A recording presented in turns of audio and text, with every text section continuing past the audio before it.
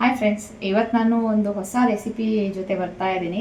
ಇವತ್ತು ನಾನು ನಮ್ಮ ಕಡೆ ಮಾಡುವಂಥ ಒಂದು ರೆಸಿಪಿ ಅಂದರೆ, ನೀವು ಇಲ್ಲೆಲ್ಲ ಸೂಪಿ ನೂಡಲ್ಸ್ ಅಂತ ಹೇಳ್ತೀರಲ್ಲ, ಸೊ ಆ ಥರದ ಒಂದು ರೆಸಿಪಿ. ಅದೇ ಅದು ನಾನು ನೂಡಲ್ಸ್ ಮಾಡ್ತಾ ಇಲ್ಲ, ಡಿಫ್ರೆಂಟಾಗಿ ಮಾಡ್ತಾ ಇದ್ದೀನಿ. ಅಂದರೆ ನಮ್ಮ ಕಡೆ ಹೇಗೆ ಮಾಡ್ತಾರೆ ಹಾಗೆ ಮಾಡಿ ತೋರಿಸ್ತಾ ಇದ್ದೀನಿ. ನಮ್ಮ ಕಡೆ ಅದನ್ನು ಚಿಕ್ಕೋಲೆ ಅಂತ ಕರೀತಾರೆ. ಸೊ ಬನ್ನಿ ಆ ರೆಸಿಪಿ ಹೇಗೆ ಮಾಡೋದು ಅಂತ ನಿಮ್ಮ ಜೊತೆ ಶೇರ್ ಮಾಡಿ. ಇಲ್ಲಿ ನಾನು ಗೋಧಿ ಹಿಟ್ಟನ್ನು ತೊಗೊಂಡಿದ್ದೀನಿ. ಗೋಧಿ ಹಿಟ್ಟನ್ನ ಒಂದು 3 ಚಪಾತಿ ಆಗುವಷ್ಟು ಗೋಧಿ ಹಿಟ್ಟನ್ನ ತೊಗೊಂಡಿದ್ದೀನಿ. ಖಾರದ ಪುಡಿ ಒಂದು ಚಿಕ್ಕ ಚಮಚ, ಸಾಲ್ಟು ರುಚಿಗೆ ಎಷ್ಟು ಬೇಕೋ ಅಷ್ಟು. ಇದನ್ನು ಇವಾಗ ಕಲಿಸ್ಕೊಂಡು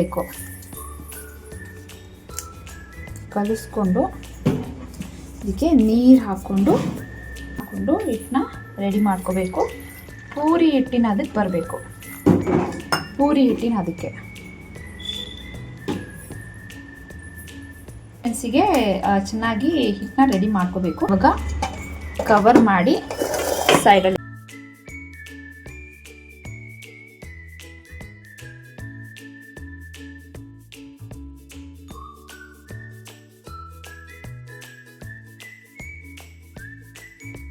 ಪಾತ್ರೆ ಬಿಸಿ ಆದಮೇಲೆ ಒಂದು 2 ಸ್ಪೂನಷ್ಟು ಆಯಿಲ್ನ ಹಾಕ್ಕೊಂಡು 2 ದೊಡ್ಡ ಆನಿಯನ್ನು, 2 ಬೆಳ್ಳುಳ್ಳಿನ ಹಾಕ್ಕೊಂಡು ಚೆನ್ನಾಗಿ ಫ್ರೈ ಮಾಡ್ಕೋಬೇಕು. ತುಂಬ ಫುಲ್ಲು ಫ್ರೈ ಮಾಡ್ಕೋಬೇಕು.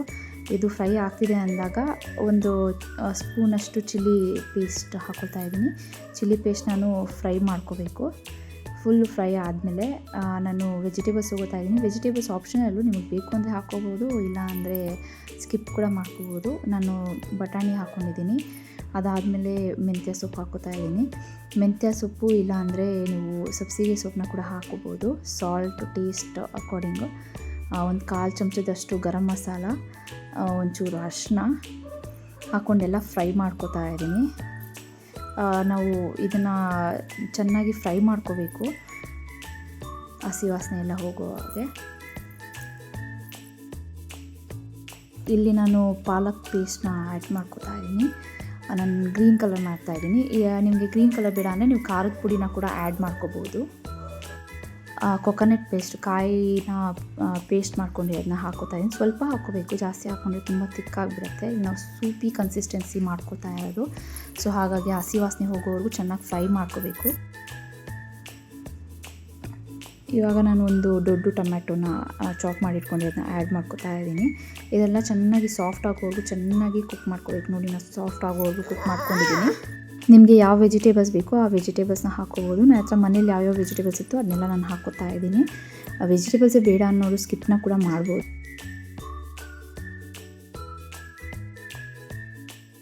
ಇದನ್ನೆಲ್ಲ ನಾನು ಲಿಡ್ನ ಕ್ಲೋಸ್ ಮಾಡಿ ಸ್ಟೀಮಲ್ಲಿ ಬೇಯಿಸ್ಕೊಂಡಿದ್ದೀನಿ ನಾನು ತರಕಾರಿನೆಲ್ಲ.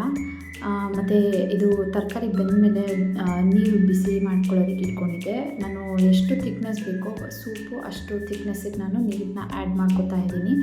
ನೀರನ್ನ ಆ್ಯಡ್ ಮಾಡಿಕೊಂಡು ಅದು ಒಂದು ಬಾಯ್ಲ್ ಬರುವಷ್ಟರಲ್ಲಿ, ಒಂದು ಕುದಿ ಬರುವಷ್ಟರಲ್ಲಿ ಚಪಾತಿನ ಒತ್ಕೊಂಡು ನಾನು ಅದನ್ನ ಡೈಮಂಡ್ ಶೇಪಿಗೆ ಕಟ್ ಮಾಡ್ಕೋತಾ ಇದ್ದೀನಿ. ನೋಡಿ, ಇಷ್ಟು ತಿಕ್ಕಿದ್ರೆ ಸಾಕು. ಯಾವ ಥರ ಕಟ್ ಮಾಡಬೇಕು ಅಂತ ಹೇಳಿದ್ದು ನೋಡ್ಕೊಳ್ಳಿ. ಈ ಥರ ಡೈಮಂಡ್ಸಲ್ಲಿ ಕಟ್ ಮಾಡಿಕೊಂಡು ಬಾಯ್ಲ್ ಬಂದಿರೋ ಸೂಪಲ್ಲಿ ಕಟ್ ಮಾಡ್ಕೊಂಡಿರೋ ಈ ಚಪಾತಿನ ಹಾಕ್ಕೊಂಡು ಚೆನ್ನಾಗಿ ಒಂದು 10 ಮಿನಿಟ್ಸ್ ಚೆನ್ನಾಗಿ ಬಾಯ್ಲ್ ಆಗಬೇಕು.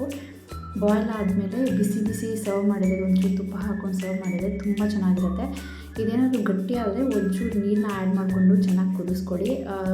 ಈ ಕನ್ಸಿಸ್ಟೆನ್ಸಿ ಸೂಪ್ ಕನ್ಸಿಸ್ಟೆನ್ಸಿಲೇ ಇರಬೇಕು. ನೀವು ಮನೇಲಿ ಟ್ರೈ ಮಾಡಿ ನೋಡಿ ನನಗೆ ಹೇಳಿ.